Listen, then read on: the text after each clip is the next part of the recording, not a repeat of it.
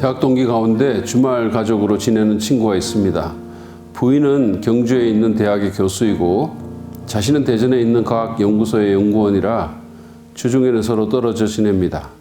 거기다 그 자녀들은 자기들을 돌봐주는 할머니가 있는 대구에서 학교에 다니다 보니 가족은 뿔뿔이 흩어져 있다가 주말이 되어야 서로 만나게 됩니다. 친구는 그런 생활이 너무 싫지만 직장 때문에 어쩔 수 없다고 했습니다. 그 친구의 심정을 어느 정도 이해할 수 있는 것은 저도 학기 중에 가족들과 떨어져 있기 때문입니다. 일주일에 3, 4일 정도는 신학교에서 숙식을 하다 보니 가끔씩 가족들이 그리워질 때가 있습니다.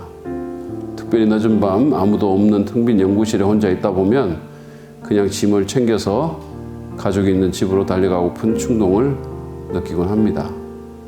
사람들은 혼자서 살 수 없도록 만들어졌습니다. 누군가와 같이 있어야 하고 친밀감을 경험해야 합니다. 친밀한 관계에 대한 갈망은 저명한 기독교 심리학자인 레리 크랩이 지적한 것처럼 의미 또는 중요성에 대한 갈망과 더불어 인간의 가장 깊은 갈망 가운데 하나입니다. 문제는 그 어떤 인간도 이러한 갈망을 완벽하게 채워줄 수 없다는 데 있을 것입니다. 왜냐하면 인간은 스스로 한계가 있는 존재이며 그 많은 한계들 가운데 하나는 바로 시공의 한계입니다. 인간은 누군가와 언제나 함께 할 수 없습니다. 잔잔하고 담백한 노래를 많이 만들어 불렀던 제임스 테일러라는 싱어송라이터의 히트곡 중에 You've Got a Friend라는 곡이 있는데 대학 때부터 좋아해서 흥얼거리곤 하던 노래입니다. 그 노래의 가사를 보면 친구가 필요로 할 때 이름만 부르면 언제라도 달려가 옆에 있어 주겠다는 따뜻한 내용이 있습니다. 그러나 과연 그런 친구가 현실의 삶에서 얼마나 있을까요? 내가 필요로 한다면 새벽 3시든 오전 9시든 달려올 수 있는 친구. 아무리 멀리 있어도 비행기를 타든 고속철을 타든 당장 올 수 있는 친구. 그렇게 할 수 있는 친구가 정말 있을까요? 아무리 가까운 관계라 하더라도 인간은 늘 같이 있을 수 없고 어쩔 수 없이 떨어질 수밖에 없습니다. 가족도 예외가 아니죠. 저희 부부에겐 2 자녀가 있는데 이제는 또 학교를 졸업하고 부모 곁을 떠났습니다. 부부도 마찬가지입니다. 언젠가 미국에서 굿모닝 아메리카라는 아침 뉴스 쇼를 보는데 항혼 이혼에 대한 이야기가 나왔습니다.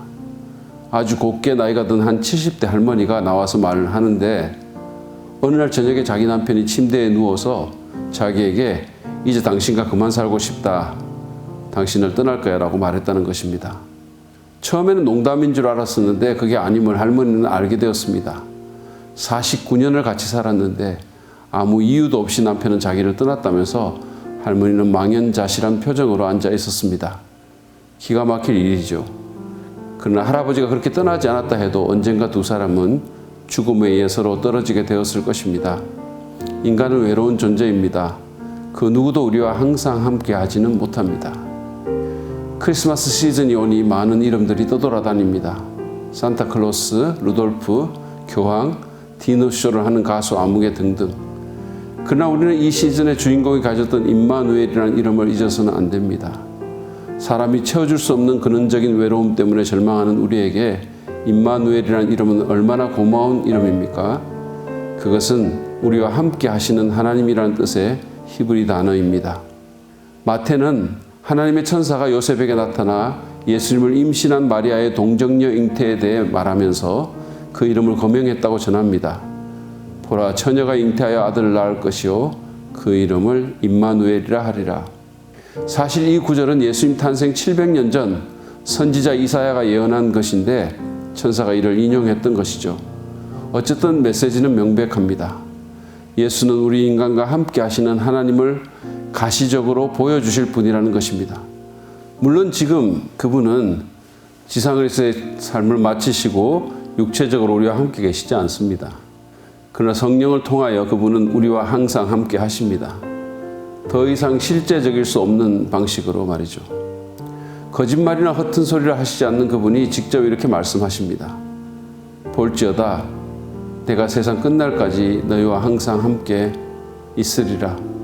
전지전능하시며 시공의 한계도 모르시는 주님이 우리와 언제나 함께 하신다는 소식은 얼마나 좋은 소식입니까?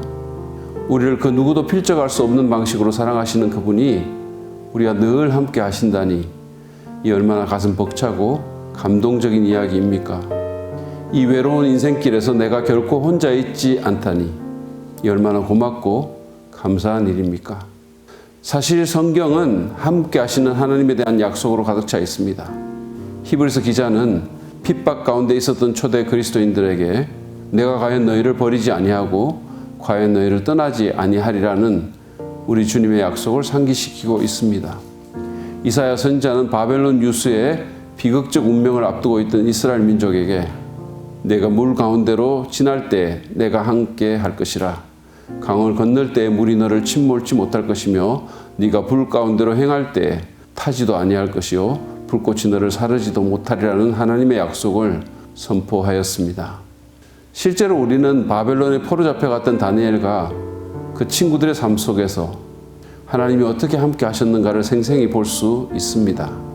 그분은 다니엘이 사자굴에 던져졌을 때도 거기 계셨고 그의 세 친구 사드락과 메삭과 아벳느고가 풀무불에 던져졌을 때도 거기 불 가운데 함께 계셨습니다. 고 노무현 대통령이 현직에 있었을 때 일입니다. 유럽 순방 후 귀국길에 이라크 깜짝 방문을 한 적이 있었습니다. 그분은 극비리의 이라크 북부 아르빌에 주둔한 한국군 자이툰 부대를 찾아갔습니다. 거기서 두어 시간 정도 머물며 병사들과 조찬을 함께하며 시간을 보냈는데 보도에 의하면 병사들이 너무도 감동한 나머지 한 병사가 대통령을 얼싸안아 돌릴 정도로 기뻐했다는 것입니다. 온 우주를 만드시며 다스리시는 만왕의 왕이 우리와 항상 함께 하십니다. 그리 크지 않은 한 나라의 임기제 대통령이 일단의 병사들과 두어 시간 함께 한 것도 그들에게 그처럼 감동적인 사건이 되었다면 온 우주의 왕이 언제든 어디서든 우리와 함께 하시는 것은 얼마나 더 우리를 감격하게 해야 할까요? 당신은 혼자 있지 않습니다. 당신이 힘들고 어려울수록 그분은 더욱 당신과 가까이 계십니다. 그러고 보니 제임스 테일러의 노래에 나오는 그 놀라운 친구는 바로 우리 주님을 묘사하고 있는 듯 합니다. 당신이 지치고 힘들 때, 사랑의 돌봄이 필요할 때, 어떤 일도 제대로 되지 않을 때 눈을 감고 나를 생각하세요. 곧 나는 거기 있을 것입니다. 당신의 가장 어두운 밤을 밝히기 위해 그냥 내 이름만 부르세요. 내가 어디에 있든 당신은 압니다. 내가 당신에게 뛰어갈 것이라는 걸. 당신을 다시 보기 위해 말이죠. 겨울, 봄, 여름, 가을 당신은 부르기만 하면 됩니다. 나는 거기 있을 거예요. 당신에게는 친구가 있답니다. 어쩌면 시끌벅적하고 분주한 이 크리스마스 계절에 더욱 외로움을 느낄지도 모를 당신은 2000년 전 이 땅에 내려오셨던 이 놀라운 친구의 이름을 부를 필요가 있습니다. 눈을 감고 그분의 이름을 되뇌며 그 이름의 의미를 깊이 묵상해 보십시오. 그분은 임마누엘, 우리와 함께 하시는 하나님이십니다. 그렇습니다. 바로 당신과 언제나 함께 하시는 분이십니다. 이제 눈을 뜨고 주위를 둘러보세요. 당신에게는 친구가 있답니다. 임마누엘이라는 놀랍고도 고마운 이름을 가진, 그렇습니다. 그 대단하신 왕, 아니 당신을 위해 사람이 되신 그 하나님이 바로 이 성탄절에 당신과 함께 하기 원하시는 당신의 친구입니다.